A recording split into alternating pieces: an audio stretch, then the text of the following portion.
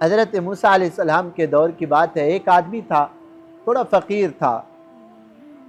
حضرت موسیٰ علیہ السلام اللہ تعالیٰ کی ملاقات کے لیے جا رہے ہیں۔ اس نے کہا حضرت آپ کدھر جا رہے ہیں؟ انہوں نے کہا جی میں تو اللہ کی ملاقات کے لیے جا رہا ہوں۔ انہوں نے کہا موسیٰ علیہ السلام میرا ایک پیغام لیتے جانا، اللہ سے عرض کر دینا کہ اللہ مہربانی کر، میرا جتنا بھی رزق ہے نا مجھے ایک دم دے دے، کچھ تو مزے کی زندگی گزار لوں، جتنا میری روزی ہے ایک دم دے دے، بعد میں جو ہے نا بھلے فاقے آ جائیں، چلو کچھ دن تو اچھے گزر جائیں۔ حضرت موسیٰ علیہ السلام اللہ تعالیٰ سے ہم کلام ہوئے تو اللہ تعالیٰ نے پوچھا موسیٰ علیہ السلام کسی نے کوئی پیغام دیا تمہیں؟ کہا جی بالکل۔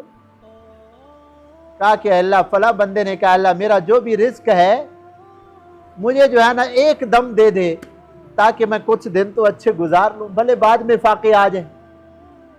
اللہ تعالیٰ نے فرمایا چلو ٹھیک۔ اللہ تعالیٰ نے اس کو روزی دی۔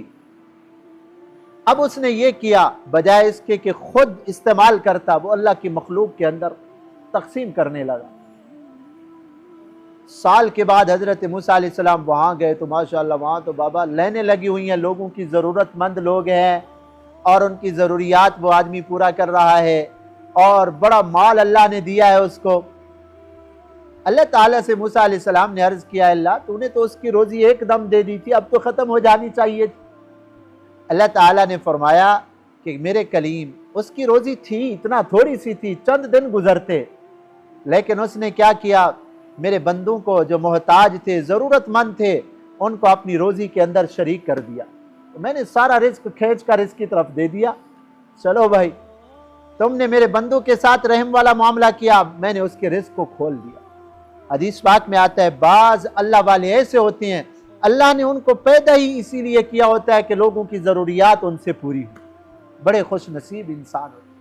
تو حضرت موسیٰ علیہ السلام نے ان کی ضروریات کو پورا کر دیا نا، محتاجوں کی ضروریات کو۔ اب اللہ کی طرف متوجہ ہوئے، اللہ تعالیٰ نے بھی حضرت موسیٰ علیہ السلام کے لیے راہیں کھول دی۔ اللہ تعالیٰ ہمیں بھی یہ جذبہ نصیب فرمائے اور یہ اللہ تعالیٰ ہمیں سوچ اور فہم نصیب فرمائے۔